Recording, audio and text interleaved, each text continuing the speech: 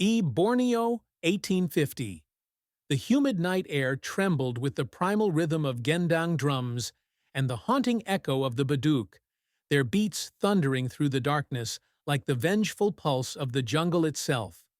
Aboard the Dutch warship Onrust, anchored arrogantly in the murky waters of the Kapuas River, chaos erupted. Flames from oil lamps flickered across the deck, casting grotesque shadows of clashing men. At the heart of the storm stood Temanggung Surapati, a Dayak warrior chieftain, his body glistening with sweat and war paint, eyes blazing with centuries of suppressed fury. General van der Velde, the Dutch commander, staggered backward, his pristine uniform splattered with blood. His own. Surapati's spear, carved from ironwood and tipped with razor-sharp bone, pierced the air again.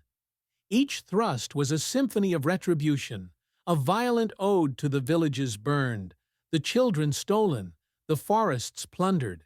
Van der Velde's screams melded with the cacophony of clashing steel and war cries. "Monster!" the general spat, clutching his saber with trembling hands.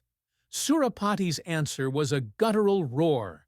With a final brutal lunge, the spear tore through Van der Velde's chest, pinning him to the mast like a grotesque trophy. The Dutchman's eyes widened in disbelief, then dimmed. Silence fell, brief, heavy. Surapati yanked his weapon free, its tip dripping crimson. He raised it skyward, the blade catching the moonlight as he let loose a primal cry that shook the very timbers of the Onrust.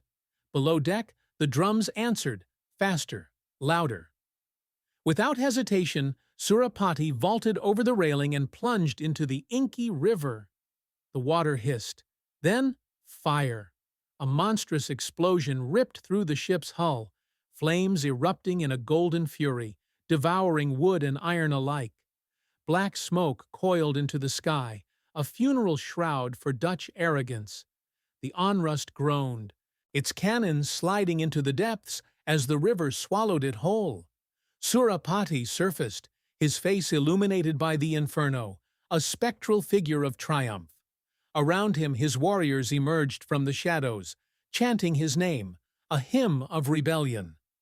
Van der Velde's corpse sank with the ship, his ambition extinguished, but in the heart of Borneo, the legend of Temanggung Surapati burned brighter than any flame.